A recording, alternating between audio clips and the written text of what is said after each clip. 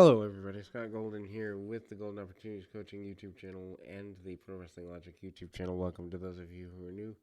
Welcome back to those of you seasoned veterans of what we do around here at Pro Wrestling Logic, where we almost have 2,500 of these available. This is the February 4th, 1995 edition of Superstars of Wrestling Review Series. We got about 8 or 9 more of these on the Peacock Network and over 200 and close to 250, something like that these days around here with this particular deal. So, obviously, we continue to be grateful for when they put superstars up on the network, especially these 95 episodes, because I haven't seen them since they originally aired all those years ago. Featuring Vince McMahon, Jerry Lawler, and commentary, including on this episode, The Heartbreak Hotel, in which Shawn Michaels' guest is a life-size cardboard cutout of world champion Diesel, featuring live event news with Stephanie Wine, and then basically saying that people want to go to Man Mountain Rock, and is also talking about channeling his energy into wrestling ring, featuring a WrestleMania 11 promo with Kevin Neeson Jr. saying, "I'm going to WrestleMania instead of I'm going to Disney World." We open with The Undertaker with Paul Bearer defeating or turning back the advances of one Henry O. Godwin. Not a bad match for this time period. Of course, Godwin, relatively new to the area and certainly not exactly a super challenge by any stretch of the imagination. Undertaker coming back off of, kind of the Survivor Series thing at the time. WrestleMania 11, I don't even remember. I think that was the Undertaker and King Kong Bundy, if I remember correctly, but certainly not a great deal. I remember the shot of the plates that were there. Paul Bearer, of course, with the Undertaker, and Undertaker still doing purple from the WrestleMania or the SummerSlam '94 deal here. I mean, again, for this time period, not a bad match, but the Hog Farmer and the Undertaker basically do a bit of a brawl for a minute or two. Godwin is able to stand toe to toe with the Undertaker. He does a good beg off. Undertaker does the rope walk and the flying clothesline. Them getting 7 minutes out of this match is a little bit interesting. Godwin does move out of the way for a diving elbow by the Taker, and again, it's kind of it's a I don't know if I'd say fully a rough thing, but Henry O. Godwin pretty much in control here, and ultimately, get the belly-to-belly suplex, other interesting things, hits a diving elbow, and works the bear hug. Not exactly the best match, but at the time, during I guess, February and May and November sweeps month, it just seems like February always seemed to be a better than average match, but The Undertaker does manage to get a tombstone piledriver and gets the victory.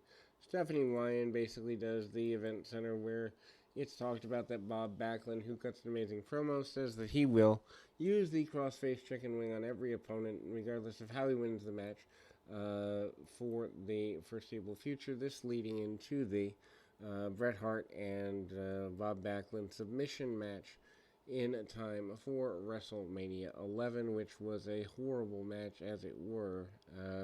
Then we go to the next in series of squash matches. Jim Cornette presents Mantar, which obviously not Jim's, I guess you'd say, crowning moment or whatever have you. But he's here and presenting Mantar for all that want to pay attention. He defeats Gary Scott with a bear hug slam, punches, kicks. Mantar, for those unaware, basically does a half man, half cow gimmick, kind of trying to do a minotaur. We're supposed to care for reasons not yet clear to me as a person.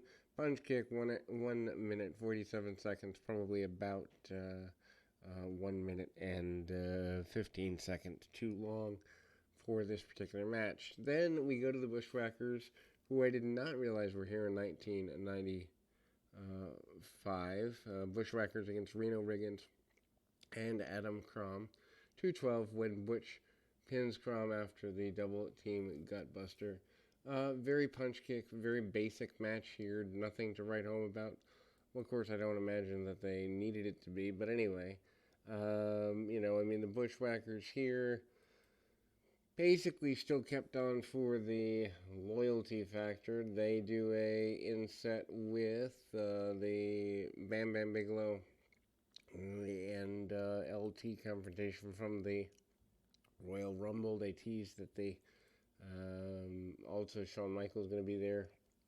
They show the promo from Raw where Bigelow basically dares LT to be to be a man and step forward in concept here, and ultimately that doesn't go exactly the way they plan. Again, the Bushwhackers probably have maybe 6 months, if that, left in the promotion. And the Reno Riggins thing, Riggins does bump around well for Bushwhackers. He stays in for the majority of the contest, and his opponent does come in upon occasion, but Riggins is a enhancement talent who has a decent amount of respect, mainly because of the run there. Man Mountain Rock, aka Daryl Peterson, who had a collegiate wrestling style approach to things. Pretty big deal there. Big King Kong Bundy is up next. Bundy is certainly a guy who ultimately is with the $1 Million Man doing the run there. A young girl does the ring introductions for Bundy, kind of trying to get the fan interaction back up. I mean, they're trying everything at the time. 95, probably the low point for the promotion as a whole. King Kong Bundy, though, does defeat Bill Weaver 109 with the Avalanche. Actually, David Perez is the guest ring announcer for the match. I guess the girl was the next one through. Then we go to Duke the Dumpster Droese defeating the Brooklyn Brawler 137 with the Trash Compactor, which is a modified spinning power slam type maneuver. Again, Duke Droese brought in by the McMahons for no other reason than he was the top or the lowest guy in the PWF 500. Vince basically claimed that he, in fact, could manage to get a run there and ultimately get, a deal. And then the Heartbreak Hotel, as mentioned, Shawn Michaels basically dares Diesel to be a part of the interview, obviously knocking the cardboard cutout over eventually, making fun of Diesel. Diesel obviously physically does not appear on the program, but Michaels doesn't really seem to care about the nature of all of that. Then we go to the next in series, which I believe is we go to Jacob and Eli Blue as the main event guys, or I don't even want to say main event, probably the guys who are, kind of doing the last enhancement match of the day. Again, the Blue Brothers, aka the Harris Twins, various involvements in the WWF at the time over the next several years. Part of the DOA, part of WCW as the Harris Twins. Just big guys going around the hook and not doing very much. Uncle Zebekiah, aka Dutch Mantel, is with the Twins. They basically have what amounts to a one good run there.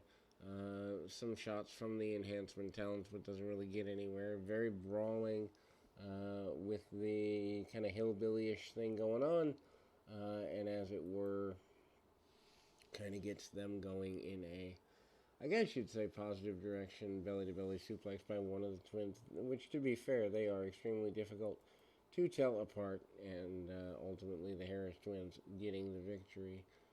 Hype for the WWF video game coming up. Diesel also doing a run there.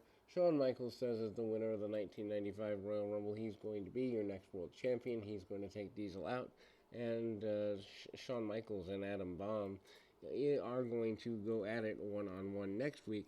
We'll be back with more right after this.